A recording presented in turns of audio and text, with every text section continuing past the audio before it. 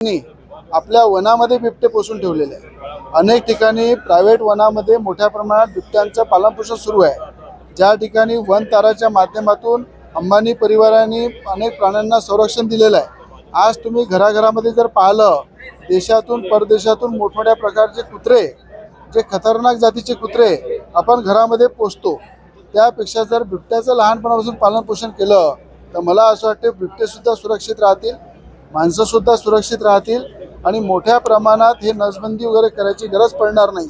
अशा प्रकारचा सल्ला आणि विनंती मी वनमंत्र्याला दिलेली आहे। आणि प्रत्येक जिल्ह्यामध्ये वन तारासारखं एक मोठं झू प्रत्येक जिल्ह्यामध्ये तयार केलं पाहिजे। भले अंबानी कुटुंबाला आपण विनंती करू की ज्या पद्धतीनं गुजरातमध्ये तुम्ही वन तारा डेव्हलप केलं, महाराष्ट्राच्या प्रत्येक जिल्ह्यामध्ये वन तारा डेव्हलप करा। त्या ठिकाणी सगळ्या प्राण्याला सुरक्षित ठेवा, त्याला सगळं संरक्षण द्या। आणखी उद्योगपती जर देशामधले महाराष्ट्रामध्ये पुढे येतील त्यांना सरळ हाताने मान्यता द्या, परमिशन द्या आणि वन तारा हे प्रत्येक जिल्ह्यामध्ये झाला पाहिजे। त्या ठिकाणी बिबटे सुरक्षित राहिले पाहिजे।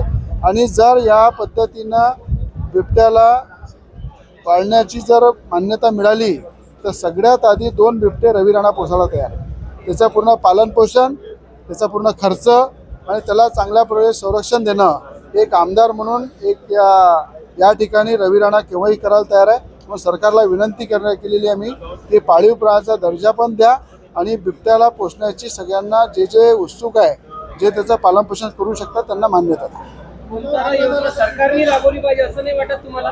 नाही, वन तारा योजना जी आहे, ज्याप्रमाणे अंबानी कुटुंबांनी कोल्हापूरची हातणी तिला सुरक्षित वनतारामध्ये नेऊन ठेवलं होतं मध्ये, त्याच पद्धतीनं आपल्या महाराष्ट्रामध्ये जी बिबटे शहरामध्ये येत आहे, अंबानी कुटुंबांनाही मला आनंद अंबानीला विनंती करतो, मी अनेक अडाणी परिवार आहेत त्यांनाही विनंती करतो, गौतम अडाणींना, जेवढे उद्योगपती काही मुंबईमध्ये आहे, नागपूरमध्ये आहे, पुण्यामध्ये आहे, त्यांनी पुढे येऊन वन तारासारखं प्रत्येक जिल्ह्यामध्ये झू जर तयार केलं, स्वतः पुढे येऊन जर आले तर सरकारने त्यांना सरळ हाताने मदत केली पाहिजे, त्यांना मान्यता दिल्या पाहिजे आणि उद्योगपतीच्या माध्यमातून वन तारासारखे मोठे झू प्रत्येक जिल्ह्यामध्ये डेव्हलप केले पाहिजे, अशी सरकारला मी आपल्या माध्यमातून विनंती